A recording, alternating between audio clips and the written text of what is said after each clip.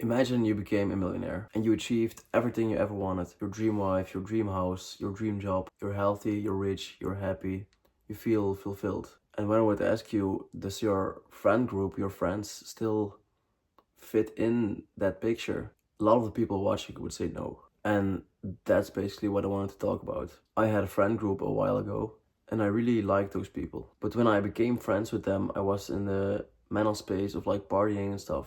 It was before I really took things seriously. So we were basically all the same. And I had a lot of fun times with them and I still really appreciate them. But they don't have that place in my life anymore. We partied a lot and did a lot of dumb shit basically. But we had a good time. Until I started to realize I wanted more in life. And I knew I always wanted more in life since I was a little kid. And it felt like I was betraying myself. Because as I became more serious with self-improvement, it almost felt like I had to put on a mask when I was with them. I couldn't really be myself 100%. And it just didn't feel the same. And the weird thing is, they all acted the same. So I knew it was because of me. It almost felt like I had nothing in common anymore with them. And I kind of felt trapped. Because I started noticing I took my life a lot more serious. And I really started to realize if I want to make something of my life, it has to be now. You probably can relate, or at least a lot of people can relate. But the subjects of the conversations weren't I didn't care anymore. It was always about girls, parties, and dumb shit, basically. And I wanted more, so I distanced myself from them. And the period that came after that was the most productive, calm, peaceful period of my life. It was around the time I started this channel also, because I took a break or a distance from that degenerate kind of lifestyle. And I still sometimes catch up with them, but it's really not as it used to be. And I'm actually glad about that. For example, I'm not in the Snapchat group chat anymore, so that says a lot. And they asked me a couple of times if I want to join again, but I said no. Because if I questioned myself back then, and if I would question myself again, would you still be friends with them if you achieved everything you wanted, your goals, and that lifestyle you always wanted? The answer will be no. Because it just doesn't work. Your friends and your surroundings will basically determine your future and your life, even if you don't realize it yet. And don't get me wrong, there wasn't any beef or fights between us, but it was really necessary for myself, and I don't regret a thing. And it's extremely difficult to cut them off, basically, but once you do it, you feel so more relieved. You feel like you are where you belong. And I guess some people would say, yeah, but they have been your friends for so long, you should be loyal to them no matter what. But if there's more negative things in a friendship than positive, I think that's more important. You should put yourself always on the first place.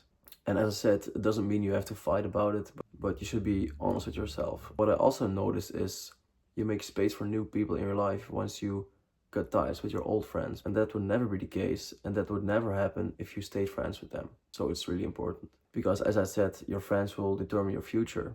So if you have good friends with the same views and same goals, it will help you a lot. Because the worst thing that can happen is you regret not doing that because of staying loyal. Because of, for example, staying loyal to your friends even when you don't feel them as friends anymore. And you shouldn't act like you're better at all.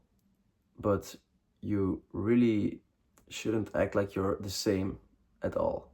Because it's a waste of your potential and what you could become. And you should move forward always. And you can't move forward if you're trapped in a relationship with your friends. I mean relationship in a friendly way, because you can't grow from that. Because I have some friends who really inspire me, and I really respect them. And when I come home from hanging out with them, I really feel inspired and motivated and not empty and drained. And you maybe fear being alone when you do this, but it's better to be alone than feeling lonely with your friends. And the lonely phase can also be really beneficial in my opinion, because it really sets you back to what you really want and not what other people think you want. And the lonely phase doesn't last forever, you know. It's just necessary to get to the next level of friends, I guess. Yeah, I think it's a good way to put it. And you don't owe anyone the version of you who doesn't exist anymore. Embrace being uncomfortable, because growth is never comfortable. And people often don't like seeing you grow because it makes them feel self-conscious about themselves. Ask yourself, why are these people your friends in the first place? Because very often it's just a habit that you're friends and not a conscious decision anymore. If you can't immediately say why you are friends with someone, then I don't think it's destined to be a friend. Because you're watching this video with a reason, and you know that. And some people don't want to change, remember that, and you do. So don't get yourself in a cage forever, because it's not fine to waste yourself for other people. It is necessary, bro. So I just want to talk about that. If you like this content or can relate, you can always like, subscribe, comment, and see you in the next one.